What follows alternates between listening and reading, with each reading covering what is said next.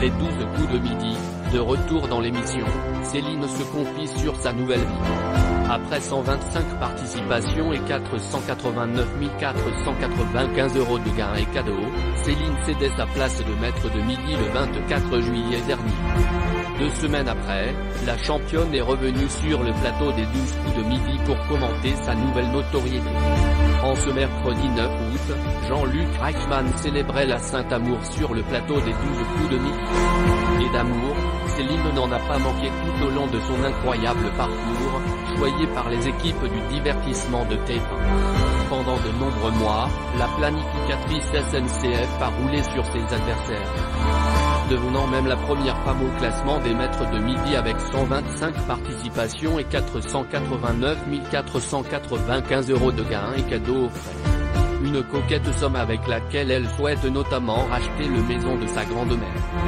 Une arrivée sous l'ère de Dancing Queen. Si l'aventure de Céline s'est brutalement arrêtée le 24 juillet dernier, elle n'en reste pas moins gravée dans son esprit pour toujours. Car, l'épouse de Jérôme a notamment appris à accepter son image, à défaut de l'aimer, alors qu'elle ne pouvait pas se regarder à l'écran lors de ses premiers pas.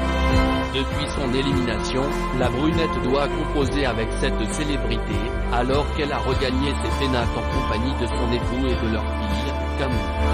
Mais l'adresse du studio des 12 coups de midi reste encore bien implantée dans le GPS de la voiture familiale.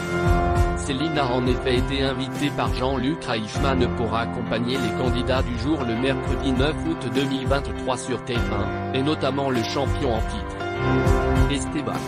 Et c'est une ovation qui lui a été réservée lorsque l'animateur a annoncé son nom en tout début d'émission. Sous l'ère de Dancing Queen d'Abba, la 6e plus grande maître de midi a déboulé d'un pas assuré sur les terres de ses exploits, avant de tomber dans les bras de son ange gardien.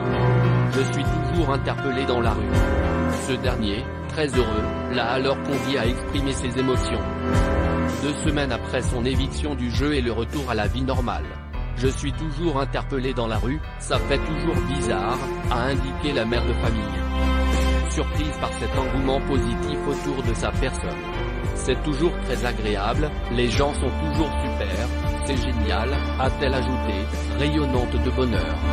Un sourire contagieux puisqu'Esteban, inspiré par sa devancière, a conservé le sien en même temps que sa place de champion.